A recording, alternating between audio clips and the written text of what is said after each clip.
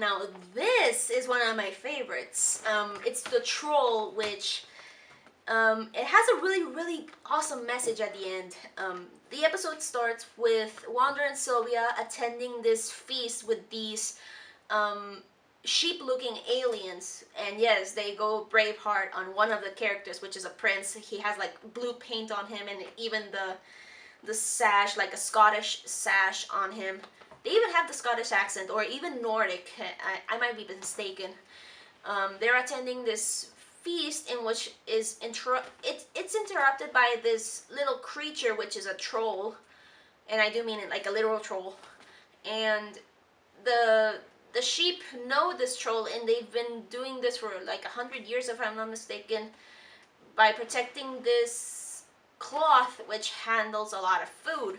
And the troll always comes by to bother these creatures, the sheep alien looking things, which are the sheep's Bahala. Yeah, and I do mean that's the place. Bahala. The prince is Prince Cashmere, and yes, it's a joke on the type of cloth. Prince Cashmere tries to fend off this troll with his army of sheep warriors, and Wander and Sylvia try to help, but Wander's like, oh, it's a little troll, I know it. You can see it in his face, like, yeah, I know what to do. And Sylvia takes it literally that, hey, we have to fight this troll off. And it's just teeny tiny thing, but you sort of get to know what's happening before the freaking message appears. Because the troll, what he does, and I mean it literally, this is like a big message for anyone who's on the internet. The troll grows from all the negative response he gets after saying something to a character. Like, for example, oh, Prince Cashmere, you wear a silly dress and whatever, or oh, your cape looks so stupid and whatever, and the prince reacts, like he deliberately reacts, like like he is insulted and responds to the troll, saying, like, for example, the cape, my Nana Baba made this for me, like that. He reacts, he gives the troll what he wants, and the troll grows in size. And oh, the troll is voiced by Fred Hedescure. Please tell me, please, I beg you that I pronounce that name right. I love that guy. It's Fred Hedescure, and each and every time he gets a response, he grows even more. He defeats the Bahalans, the sheep people, and even Sylvia falls for his antics. But every time that the troll grows, Sylvia gets even more upset, and also very worrisome that they're gonna lose this fight, and begs Wander to help out. And Wander's like, yeah, I am helping, and he's just chilling in the back nearby the freaking chimney. And Sylvia's like, what the hell are you doing?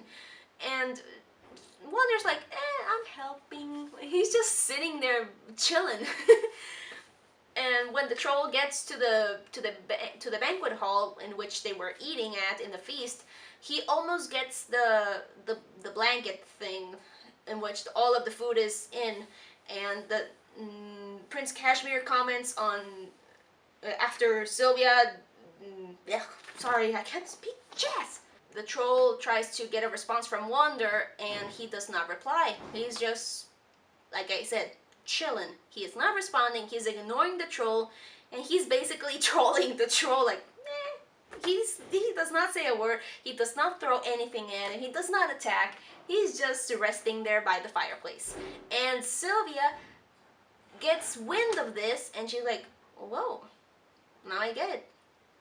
And so accompanies Wander by just chilling.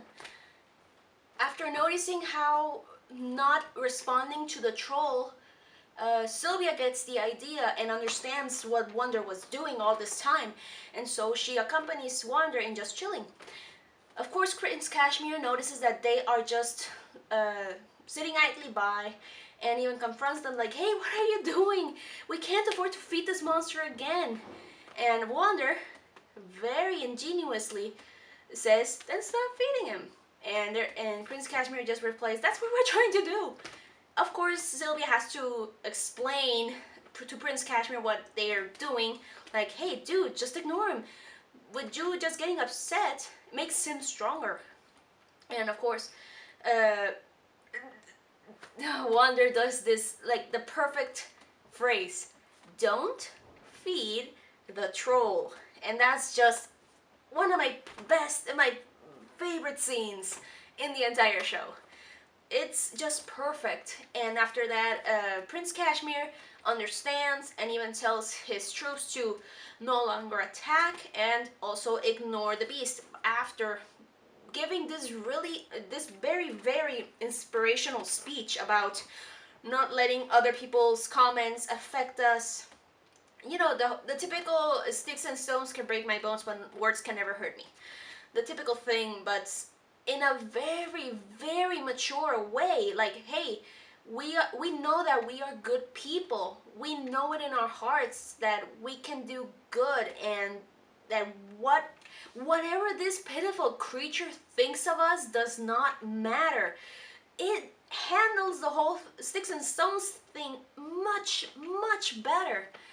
Because yes, in our lives, it is hurtful when we hear people say something bad about us. It is hurtful. But they handled that scene so well. There's certain people who will take this moral to heart. Like, a lot of kids will take this moral into consideration and think of it, and because it affects so well. And yes, there will be people who will have a lot of trouble sticking to this moral. It's not easy, but this is just such a beautiful way in showing it. And of course, the troops ignore the troll, and the troll gets smaller and smaller until it's just the size of what? This USB or something. They get back to the feast, and of course everyone's hunky-dory. The troll shows his true colors about being an attention whore, if I can use that expression. And of course he's defeated and everything is happy.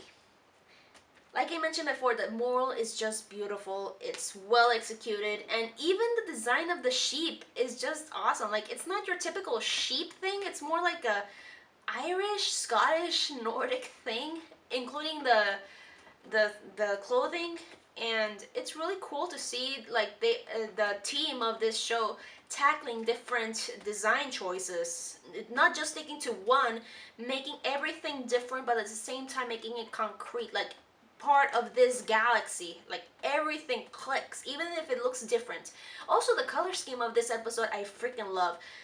I love the color blue, if it's not that obvious. I freaking love it, and this episode is one of my favorites because of the color scheme and also the choice of the claroscuro, or chiaroscuro, or claroscuro, that's how you pronounce it in Spanish, which is one of Guillermo del Toro's favorite ways of cinematography, like one of his favorite methods. And in this one you get to see like a perfect contrast between the banquet hall, which is all bright and colorful, a lot of golden hues, and outside in the mountain pass, which is a lot of blues and whites, showing that it is nighttime. It's just beautiful.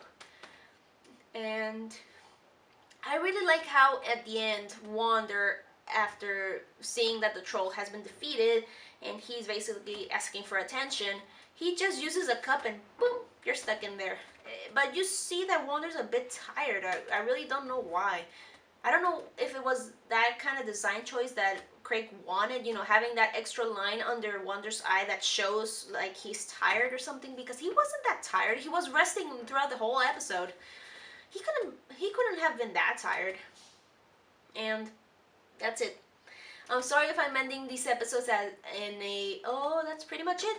I'm very sorry. I know that it's a little bit repetitive, but that's like my go-to phrase, and I'm very sorry. I hope to have another video this week that's not these vlogs. I'm just doing these vlogs because I freaking love the show, and also season 2 is gonna come out in August, on August 3rd, I mean, like I mentioned in my first video. I'm gonna continue recording these in case something happens. Bye.